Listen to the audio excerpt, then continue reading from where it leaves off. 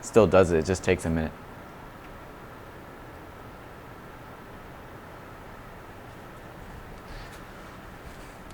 Well, we have declared today a Titan weather impact day because the weather will certainly have an impact thanks to Tropical Storm Eta. This is just off of the Florida Straits, about 50 miles to the northwest of Key West, and it is still bringing lots of wind and rain to South Florida, but we will still see those direct impacts here locally in Central Florida. That water vapor imagery showing the drier air starting to wrap into the center of circulation, but we do expect it to maintain tropical storm intensity as we get into the coming days. Tropical storm warnings do remain in effect from the Brevard County coastline all the way down through the Florida Straits into the Keys and even across the western Gulf Coast side of the peninsula. Those winds right now gusting already to tropical storm force, and we expect them to sharply increase into the afternoon. Across South Florida, we've had gusts across West Palm Beach and Fort Lauderdale already 39 to 40 miles per hour, and all of that heavy rain you can see on the radar imagery has prompted the National Hurricane Center to issue a flash flood warning that remains in effect into the coming hours. So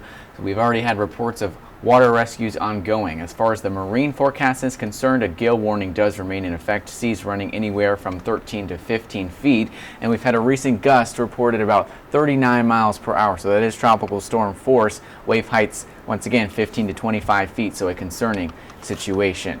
Here's a live look at Orlando downtown. There's a squall approaching. This will bring some 40 to 50 mile per hour wind gusts into the viewing area. Also tracking the threat for locally heavy rainfall could lead to some inland flooding. Here's that squall on our Doppler radar Titan tracker imagery, expecting it to lift off to the north and east into Sumter County as we get into the coming half hour. Here's a look at the visible satellite imagery showing those spiraling rain bands now working onshore. Along with those tropical moisture comes the risk for some very gusty winds, anywhere from 22 miles per hour into land down through Kissimmee and into Lakeland. Still 25 to 35 mile per hour winds sustained with frequent higher gusts. We expect those winds to increase into the afternoon.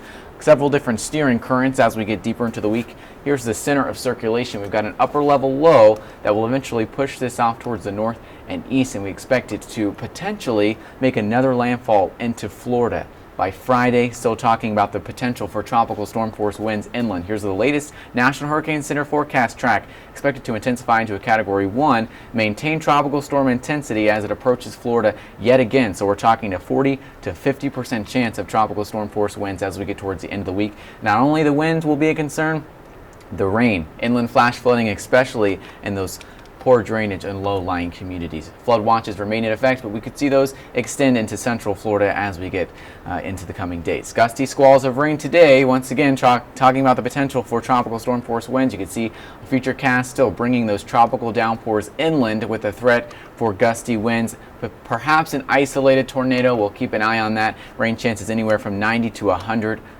Also tracking one more wave in the Caribbean with a 30% chance of development, and another system off towards the Azores with about a 40% chance. Into the coming days, your Titan 7-day forecast shows a 70% coverage of showers and storms today with those windy, gusty, blustery winds at times. Thursday and Friday, still watching the tropics for a potential re-landfall of Tropical Storm Eta.